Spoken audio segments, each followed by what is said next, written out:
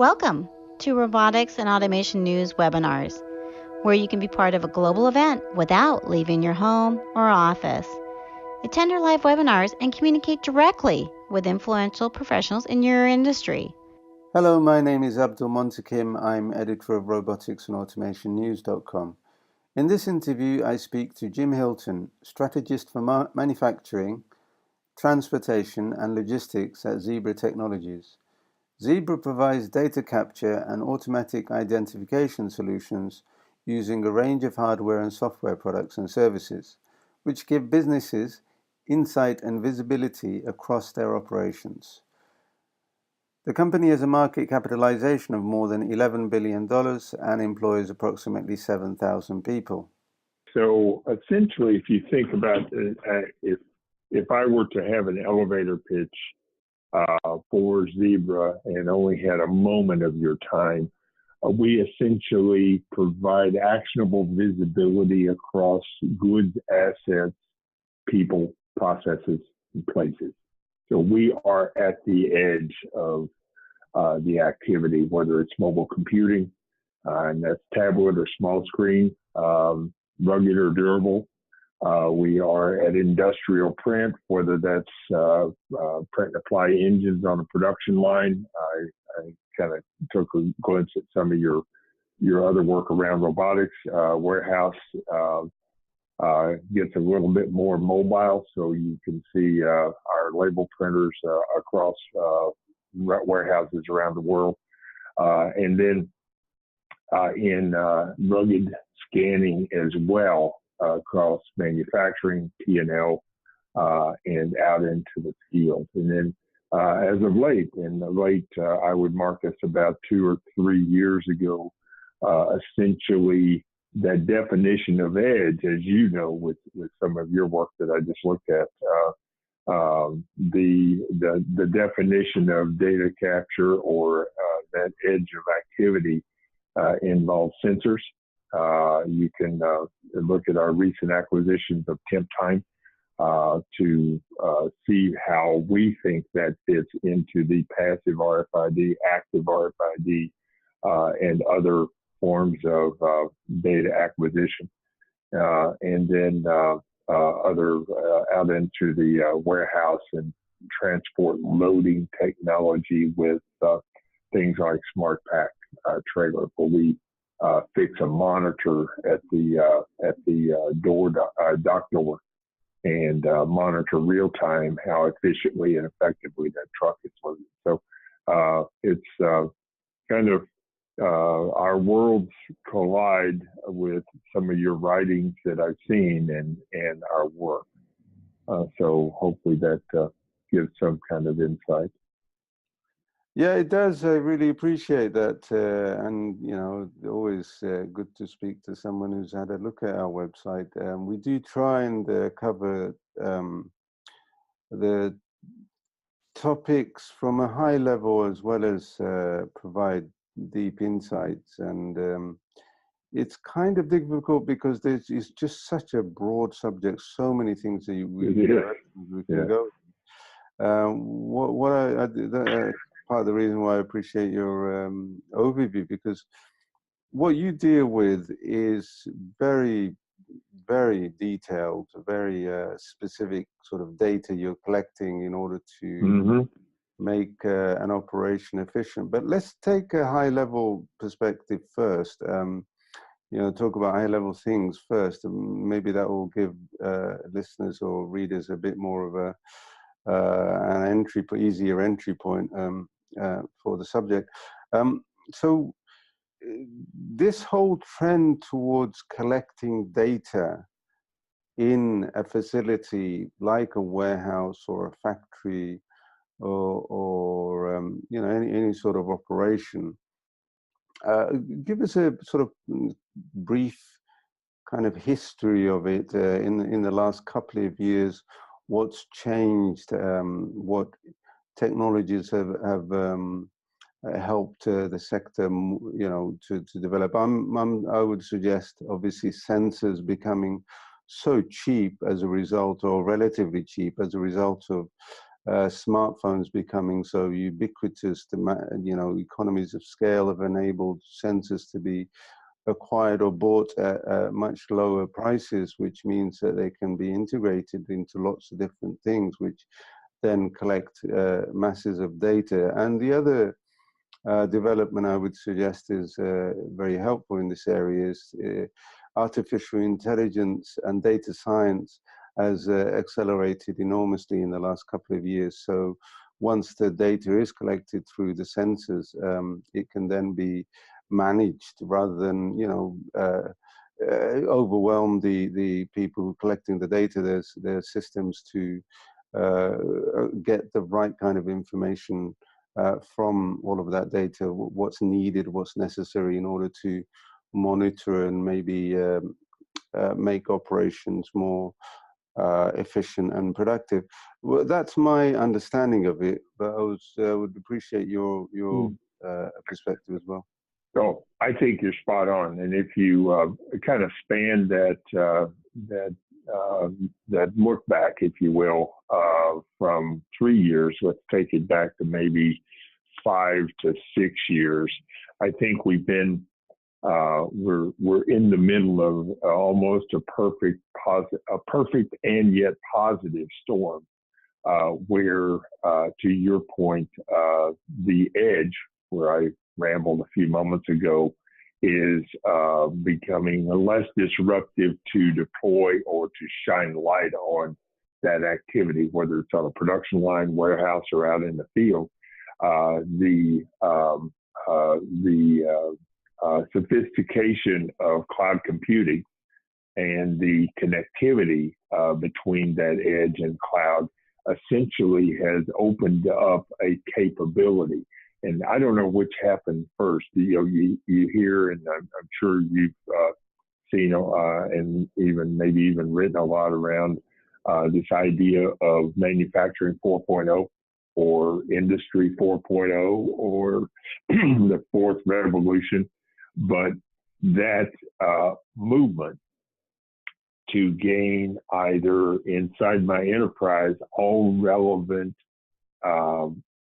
actionable information in a timely manner, and then also back through my vendors or out through my customers to provide that needed visibility, whether it's for vendor managed inventory coming in or for service to my customer, so to speak, going out. The movement and the groundswell of and the appetite to gain that capability, and then at the same time, the advancements to your point exactly in artificial intelligence, to my point, cloud computing, and the connectivity to and from the edge. Every bit of that works in, I believe, our favor here at Zebra, certainly, and also to the industry's favor as well. They get to see activity that they only could predict and expect prior, and now they can see it real time. I wanted to also ask you, this is a kind of difficult one now, to quantify how much a business can benefit from, I don't know if you can call it digitizing its operations, but certainly applying these principles that you're talking about to its operation.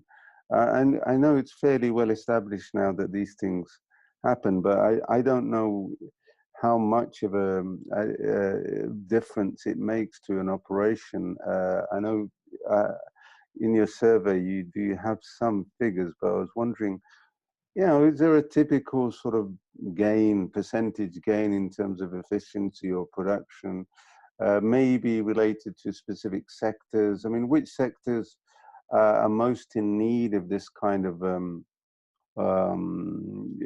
digitization and data analysis approach? Manufacturing and logistics.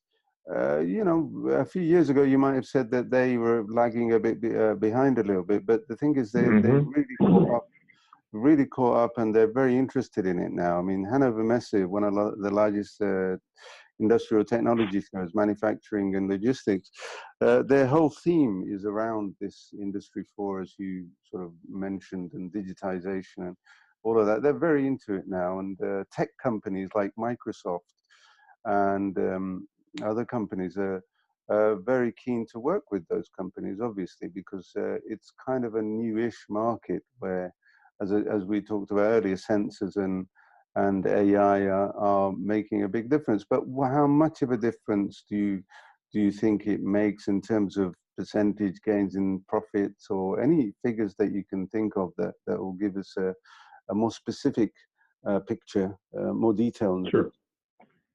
Sure. Let me start out. First of all, I think this is my gut feel to your question is the metrics associated with how much an individual operation will gain really depends on their current state. And I agree with you. It traditionally the T&L we call transportation logistics vertical, as well as manufacturing, were the classic definition of laggard segments.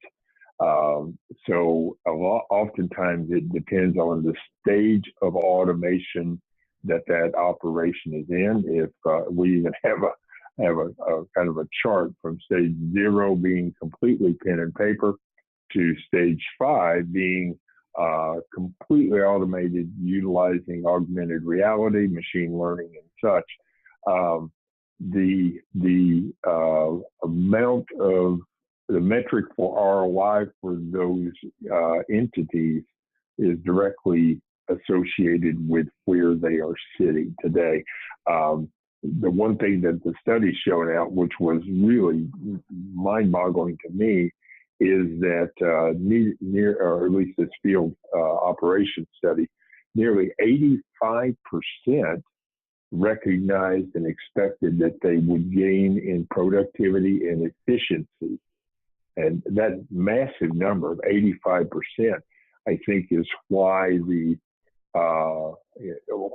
transition has changed from an enterprise saying we're stationary or we're siloed or whatever the current state, let's say 2010, let's think about mobile applications and a mobility strategy, to where today it's a mobility strategy first. And that's a big transition. And that 85% of productivity gain is, I think, the reason why that's the case. But to specifically answer your question, I think you almost have to say where that operation is, and then it kind of blends together as you raise up to the industry wide. I will say this, that I think that an answer to one of your questions, who benefits most, is definitely the logistics or the transportation logistics segment of the industry. Now, and the reason why I really pinpoint on that is that many manufacturers, particularly the process manufacturers, food and beverage, pharmaceutical, and things like that, have a distribution component, a warehouse component, to a logistics component to their needs and enterprise. And then you have the pure 3PLs, you have courier-based operations for that last mile delivery. That logistics component of each one of the segments is where I think the most transition is happening, going to happen. Yeah, and the other thing you've sort of led on with your report, your study, your survey, is e-commerce. The idea that e-commerce is driving a lot of these developments. I mean, it may have been other things, but it just happens to be that e-commerce is quite a dynamic field. And it's really, really interesting. I mean, people obviously are increasingly shopping online and expecting their products to arrive faster, unbelievably within an hour or two. I mean, I remember Yeah. from when I was a kid looking at mail order catalogs and knowing that if you ordered something, you get it 6 weeks later. And that is just, you know, I don't know if anybody does that anymore, but 1 hour, from that to 1 hour and 2 hours, that does put a hell of a lot of pressure on logistics and supply chains and yeah, It sure does. the data collection and all the IT things that you're talking about become critical to making it work. But what's been your observations about the e-commerce market and how it's driving these possibly driving these changes? And are there other things apart from e-commerce driving these changes in, for for example, the transportation and logistics and supply chain and Yeah. warehousing sector? Well, if I had to pinpoint on one, matter of fact, is Danielle might have shared. I do a lot of, particularly in the T&L and the manufacturing space, I do a lot of our public speaking. And more times I'll say, give me the last 18 months to put this perspective on it. The topic of my conversation has been requested to be the impact and the challenges associated with accommodating that explosion of e-commerce. And that's not, unlike, let's say, trends in the past, where it was a particular region or part of the world, uh, the uh, the movement of e-commerce is tends to be a worldwide exercise. We consumers around the world are recognizing, just to your point, that when I click on that order, that I expect it sooner than later, and particularly if it's a next day delivery and on out, I expect more times than not to pay for the shipping, and and then if I am going to pay for the shipping, I had better get it quickly. And even to your point, particularly in the metropolitan areas, 2 hour, 3 hour delivery is the commonplace.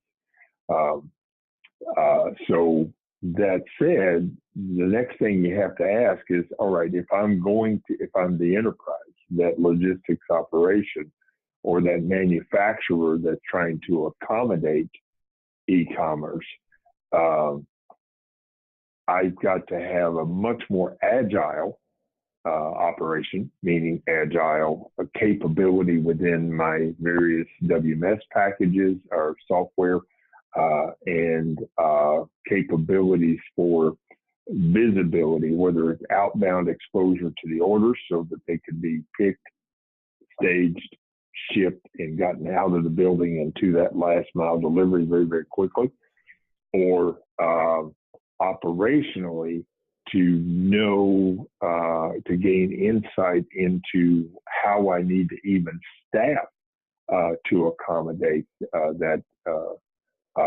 movement of e-commerce. So I think the one aspect from we consumers is that, and then my idea that I talked about earlier of manufacturing 4.0 is from the inside out. It's far less dramatic of a push, but it's got the wind at its back as well. In both cases, it requires ultimate visibility and an agile operation.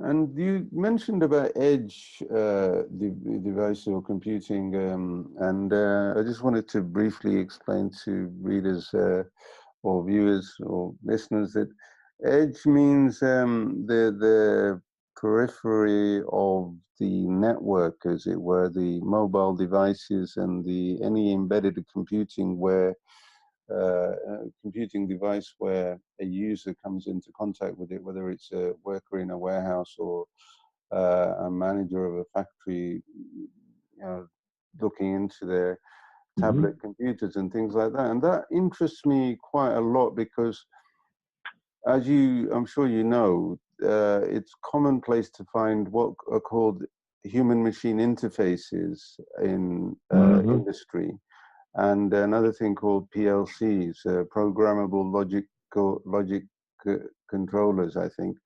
They're basically computers, specialized computers that control, for example, a robotic arm and things like that.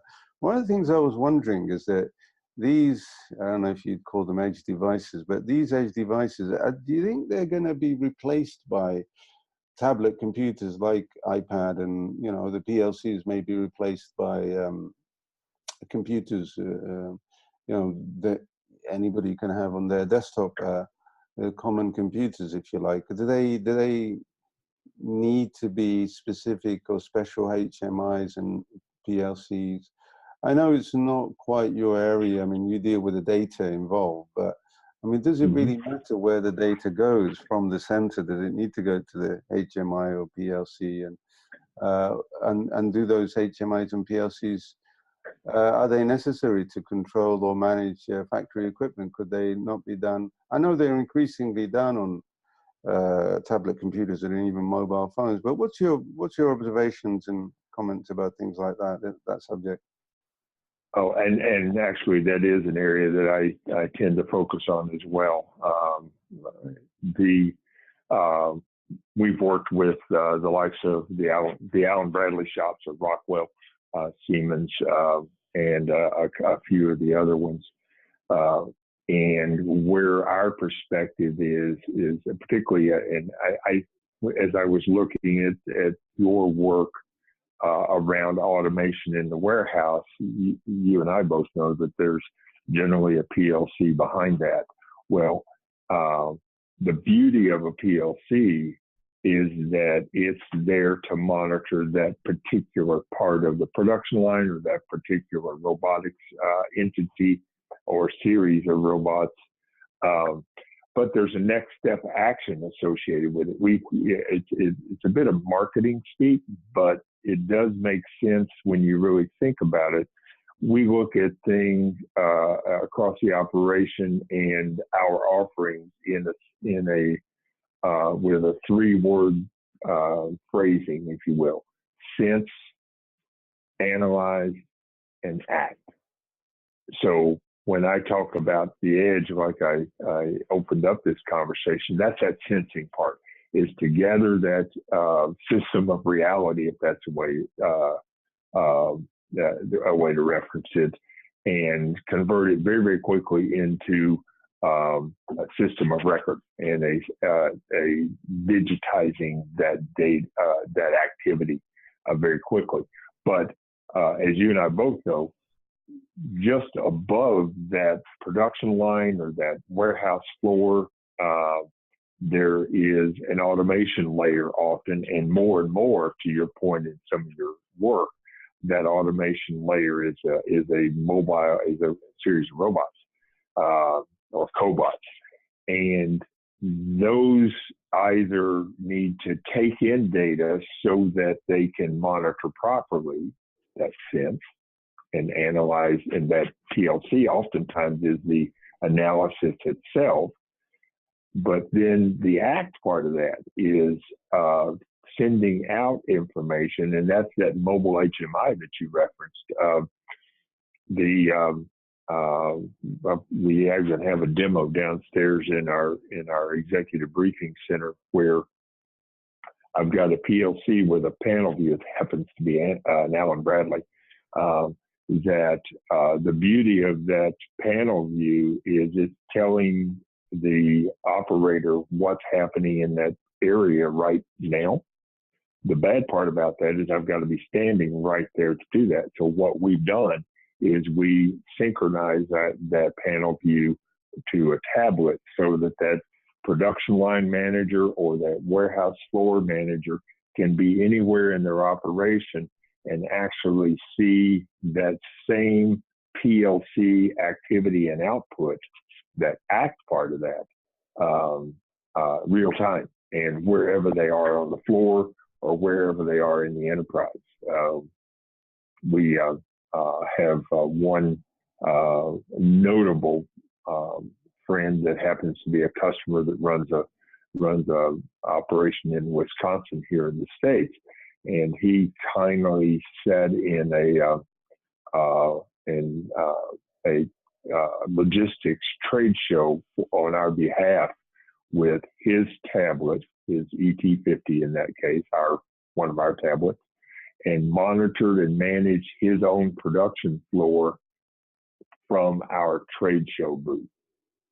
And that real-time visibility, no matter where you are, was exemplified in that. So as a long answer, but I agree with you completely that the use of tablets on plant floor provides a larger screen capability, but whether it's large screen, small screen, the disbursement of that information in a mobility even out to the field. And I think that's the topic of our study is field operations, whether it's field data coming in or alerts for information going out to that mobile is absolutely critical. Okay. Daniela was telling me about how the company started. But I was wondering if you could elaborate on that possibly. I mean, she mentioned about barcodes and things like that, which is how you started off. I mean, how did the company develop into what it is today, and what is it possibly most well known for? What are the main lines of business, revenue streams, and things like that? Yeah, that's a wonderful question. It's kind of a tale of two stories. So separately, 1969 Zebra Technologies was formed as a industrial label print manufacturer, so building industrial grade printers, and essentially grew quite nicely. If you walk through an operation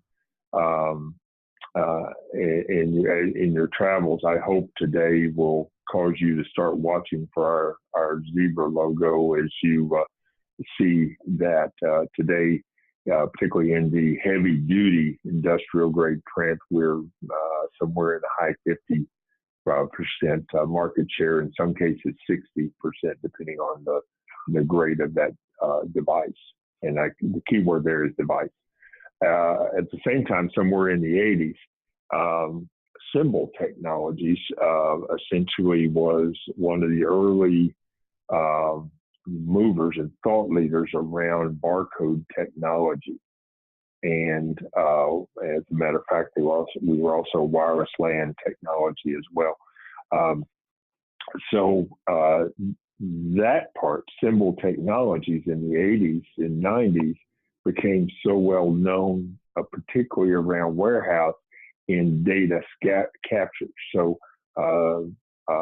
scanning at the point of activities right there. So here we had two groups moving toward each other toward today. And then Zebra, Legacy Zebra, about 2010, I think, new set of management came in, and the transition from being just a printer company to being a provider of edge level information, which in some cases is printing, started to transform.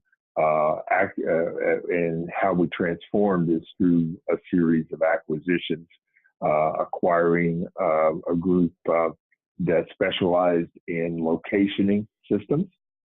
And so if you think about the line side replenishment of, I'm going to come back to some of your work, a line side replenishment application for a production line where the system senses that this station worker needs a parts replenishment. So an alert can go out to the person that's charged with replenishing that production line to make sure that parts don't run out therefore unplanned downtime doesn't occur. That kind of technology is what came in with this group. If you follow American football, interestingly enough, that exact same technology that tracks line side replenishment in many automakers also tracks those football players on the field in a much more intense manner. And so locationing became the mantra around our advancements from legacy Zebra.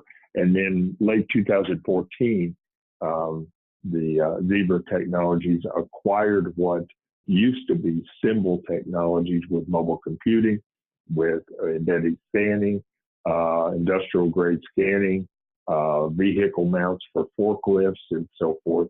And that's what came to be what you know us as today. And so from a ruggedized and ultra ruggedized tablet to a delivery mobile computer and printer on a truck, I'm going back through the supply chain now, to warehouse operations, whether it's RFID tracking, whether it's real-time or active RFID sensing, or even this temp time for condition-based sensing around temperature control and things like that, and then all the way back. So there's a long answer there, but that's kind of a historical walk. How did I do, Danielle? You did good. Yeah, well, I think you did well as well. I always find interesting companies to be very complex. They offer so many products and services, and as I'm looking at your website, I'm looking at those menu items. There's so many of them, and I always try and simplify things, partly for myself, but also obviously trying to get new readers always engaged as quickly as possible. And one of the ways I try and simplify, and this will be my last question, I appreciate Daniela upgrading the interview to for more minutes. My apologies, I do go on with my questions as well. But yeah, one of the things I always find interesting is, how does a company see itself? Is it a software company or is it a hardware company? Because a lot of hardware companies or traditional manufacturing companies are becoming so software oriented. You can almost call them software oriented. Great question. Great question.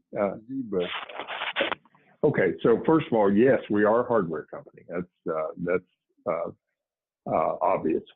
But when it comes to software, and as you can imagine, there are lots of debates. The way we look at it, there is quite a number of software applications that Zebra organically builds. We also have an ecosystem of partners that build for us and alongside of us. But the way that we look at it, if you as you look through our site, if you start to look for things called mobility DNA, print DNA, keyword there is DNA for a marketing term, but you'll see when you read that, think about the utility need that a lot of our partners either don't have the capability, or let's say their application, their line of business application is long in the tooth. We don't intend to displace that or get into that kind of business at all unless there's a huge gap. But what we do intend to do is enhance it. So I'm going to go back to yours and my warehouse environment. You see a lot of labels that have multiple barcodes on that label, and each one of them are required for some level of compliance or shipping or whatever. But the average worker on the floor, it's a pain to actually, I've actually seen them cover their hand, take their hand and cover the unwanted barcodes so that they can scan the single one barcode, and they have to they'll have to scan for many shipping applications, line of business applications. They have to scan each one of those barcodes, or one or two or three of them. A mobility DNA application that we built when we saw that problem was something called SimulScan.